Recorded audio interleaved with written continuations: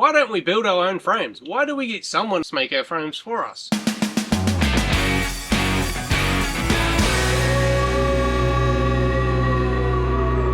Hi, Len here.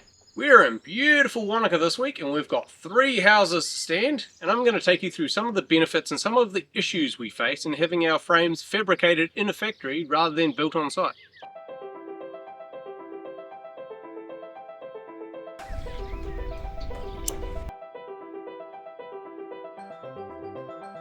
There's a couple of benefits with having them made in a factory. As some of you may know, I worked in a frame and truss factory or pre-nail factory for a number of years before I went out and started carpentry. So I've got a good understanding of how it all works. The main benefit is speed and by association cost. So in a pre-nail factory you've got a whole bunch of machinery which makes the process a lot quicker and easier. It starts off with a big saw that basically cuts all your timber apart from your dwangs. Do it pretty quickly. So to cut a whole bundle, so that's 100 odd lengths of timber into studs, would take 2 guys and the saw about a quarter of an hour. Whereas to do them on site, you're talking probably 3 hours or so for one guy to do that. And then to nail it all together, we've got one guy that will cut and nail all the dwangs onto the studs, and one guy that will nail all the studs onto the plates. And then you've usually got a third guy who will do the finishing work like putting lintels in and so forth. So that means that you can utilise workers who aren't as skilled as carpenters to build your frames in the factory rather than carpenters to do it in a much less efficient process and essentially wasting a whole skill set that we could be utilising on the rest of the house construction. Now the client that we're working for hasn't used this company before, we haven't used this company before, so we'll see how it goes.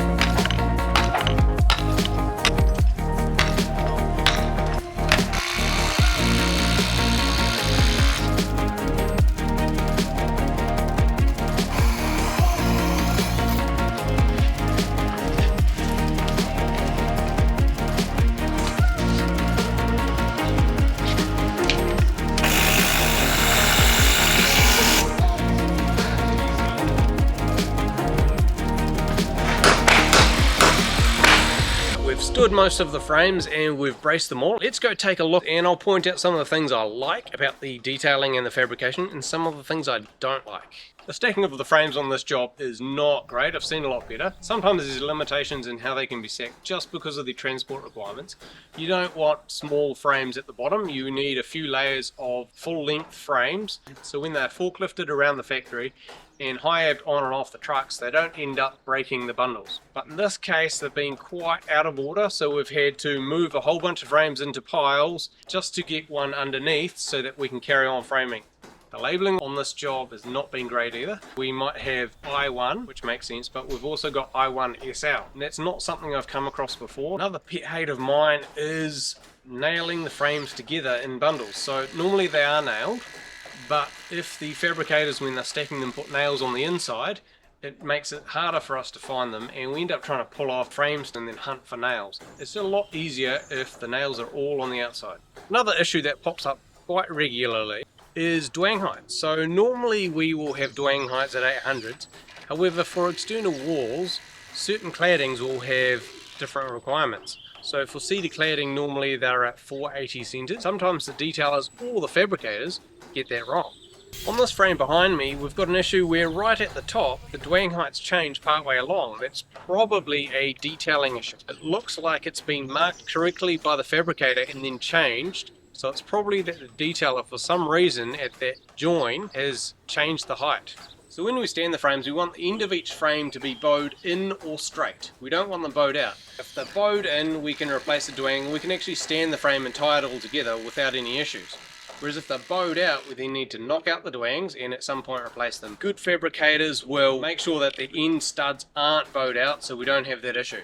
We've also got issues with timber not being nailed together flush. It's not so much of an issue with the dwangs because we can knock them about easily, but when we've got studs and blocks that aren't nailed together flush, it means that when it comes to the straightening phase, it's a lot harder for us. And even with standing frames, if we've got blocks that are sticking out, they may need to get buzzed so that we can get our walls in nice and tight. Part of that issue is because it's timber rather than LVL. I'll show you some LVL later. We're standing an LVL house in a couple of days. We've had a few frames on this house that didn't have the damp proof course applied. We then need to put it on ourselves, and there's a chance that we end up missing it.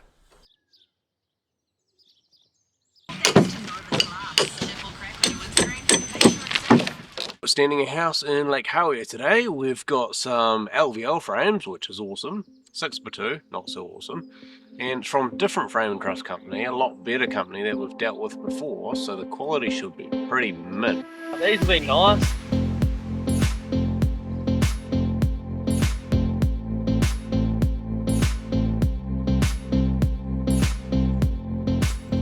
Making progress, and I came across this frame here, and this is what we really want to see. So you look at the bottom there, that bottom plate is going to get cut out. You've got studs going all the way down to the ground. We've also got nice clear labeling, so we've got a label at one end and the other end, so you don't get issues with the walls going in the wrong way around. The wall names are really clear, so we don't have the confusion that we had at the other house. So here they're all completely different names, so you got your 5B, 6B, 7B. This is what we really want to see. And you pay a bit extra, you also get your lintel fixings done. I think this company is the only one that does them. Placemakers, can I mention that? So you've got the screws in the end there, which means we don't need to go around and put any straps on. You may notice that the bottom plates are pine instead of LVL. Your bottom plates tend to, when they're exposed to the weather and you get water pooling on your foundation, they tend to soak up a bit of moisture and they swell up and then they don't go back down again. Whereas with pine, yes, it'll swell up, but it'll go back down again, so that's not a problem. The nailing on these frames is also superb, so I've yet to see a nail sticking out anywhere. All the dwangs are nailed in nicely, and all the double and triple studs are nailed off properly. None of this, I don't know, on the other job I think some of them were about 800 apart, so that, you know, that's not going to hold together, whereas here they're sort of 200, 300 apart. The detailer has actually thought about where we need to put our hold down fixings, so in this case the stud behind me, well, two studs, the understuds, there's a beam coming out here. We'll need to put a fixing down the bottom there, so we can take those two studs off quite easily, put a fixing down there and then nail them off properly.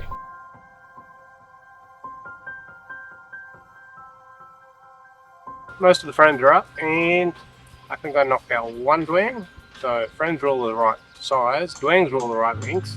So yeah, way better than the other frames. Now we've got a firewall / barrier to build behind here. So this area we're in now is a granny flat attached to the existing house. So we've got a firewall in between that and the main house.